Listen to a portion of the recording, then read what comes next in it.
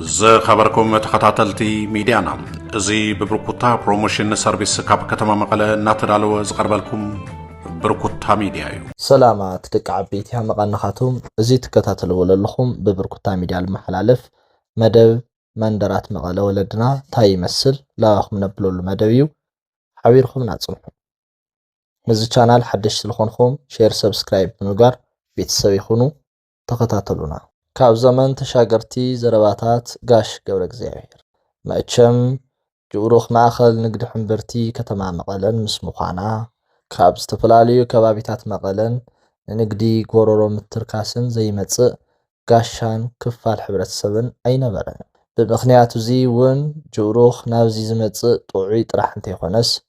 እግሩ ዝመርሖ ናይ ኣእምሮ ጸገም ዘለዎ እውን ኣብዚ ኣይሰኣንን ኣብ ከተማ መቐለ ቅድም እንትብል ብዙሓት ናይ ኣእምሮ ጸገም ዝነበሮም ሰባት ነይሮም እዮም እዚኦም እውን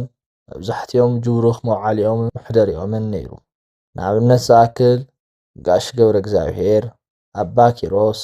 ኣብርሽ ስረ የብልኽን እንደያሱሱ ወዲ ዓባስ ሽሻይ ኣማረን ካልኦትን ምጥቃስ ይከኣል እዚኦም ናይ ስነ ኣእምሮ ጸገም ዝነበሮም ኣሕዋት ድማ ኩሉ ነናይ ባዕሎም መግለጺ ባህሪ ነይሩ ገሊኦም ካብ ዝነበሮም ባህሪ ንምግላጽ ዝኣክል ግን ከም ዝስዕብ ይመስል ሓደ ጋሽ ገብረ እግዚአብሔር ኣብ ቅድሚኦም ደስ ዘይብሎም ሰብ እንድሕሪኦም ምራቆም ኣኪቦም ኣንዊሖም ፂቕ ይብልዎ ክልተ ኣቦ ኪሮስ ካሻ ተኸዲኖም ለይቲ እናዞሩ ተኸፊቱ ዝጸንሖም እንዳምጎጎ እናኣተው እታ ምጎጎ ይሰብርዋ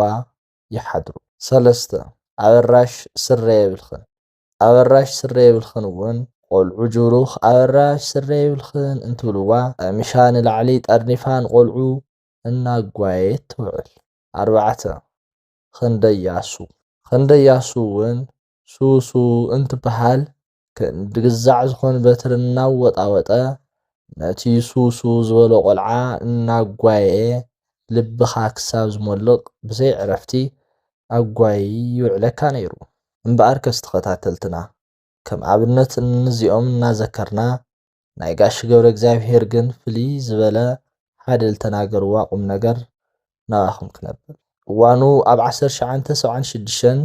እስካብ 1977 ዓመተ ምህረት ከባቢታት እዩ ነይሩ ኣብዚ ግዜ እውን ትግራይ ብጦርነትን ብድርቅን ዕሪብ ዝተጎድአሉ እዋን እንትኾን ኣብ ከተማ መቐለ እውን ልክዕ ከም ተኻሊእ ከባቢታት ትግራይ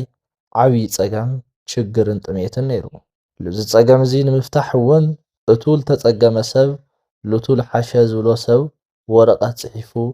ሓገዝ ይሓትት ነይሩ ከም ኣጋጣሚ ኮይኑ እውን ካብዚ ግዜ ደርጊ ኣብ በረኻ ዘለዉ ደቅኹም ምሕረት ተገይርሎም ኣሎ እሞ ካብ በረኻ ብምሕረት ይእተው እናበለ ናደርጊ ሄሊኮፕተር ወረቐት ወይም እንደገና በራሪ ጽሑፍ ኣብ ከተማ መቐለ ዕዳጋ ካልኦት ከባቢታትን ይብተን ነይሩ ነዚ ዝተዓዘቡ ጋሽ ገብረ ዋ ኢሎም ተገሪሞም ብመሬት ርጥባን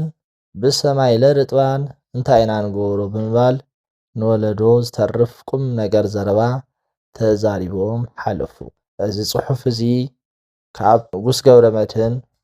ወዲ መሸሻ ዝተረኸበ ጽሑፍ እዩ ተኸታተልትና ከምዚ ታሪክ ሓዘል ቁም ነገር መስሐቂ መንደራት መቐለ ወለድና እንታይ ይመስል ልብል ናባኹም ነብለሉ እዩ ሓቢርኩምና ስለ ዝጸናሕኩም